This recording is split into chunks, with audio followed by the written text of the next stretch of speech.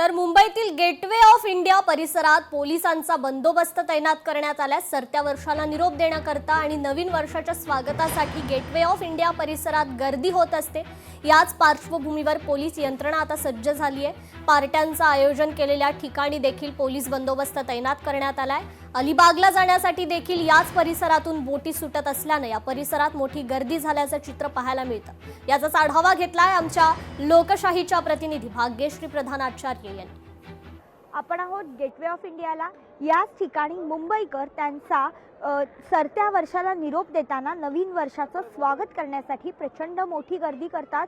त्याच अनुषंगाने इथे पोलीस बंदोबस्त जो आहे तो देखील मोठ्या प्रमाणात तैनात करण्यात आलेला असतो।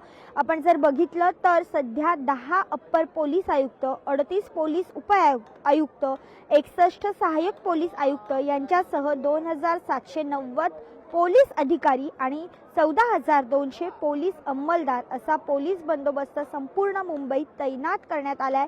विशेषतः याच भागातनं अलिबागला जाणाऱ्या ज्या बोटी आहेत त्या देखील सुटतात। PNP असेल, मालदार असेल, तर या बोटींना अलिबागला जाण्यासाठी देखील प्रचंड गर्दी होताना पाहायला मिळते। ही गर्दी खरं तर सकाळपासूनच आहे।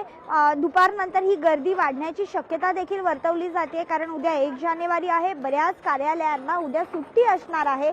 असं असलं तरी देखील एकीकडे जे गेटवे ऑफ इंडिया आहे तिथे मात्र पोलिसांनी व्यवस्थित चोख बंदोबस्त जो आहे तो तैनात केलाय आणि रात्रभर तुम्ही या पोलीस बंदोबस्तामध्ये नवीन वर्षाचा आनंद घेऊ शकता आणि सरत्या वर्षाला निरोप देखील देऊ शकता।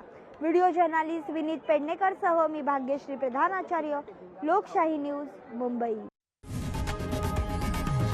लोकशाही मराठी ऐका, पहा, जागरूक रहा।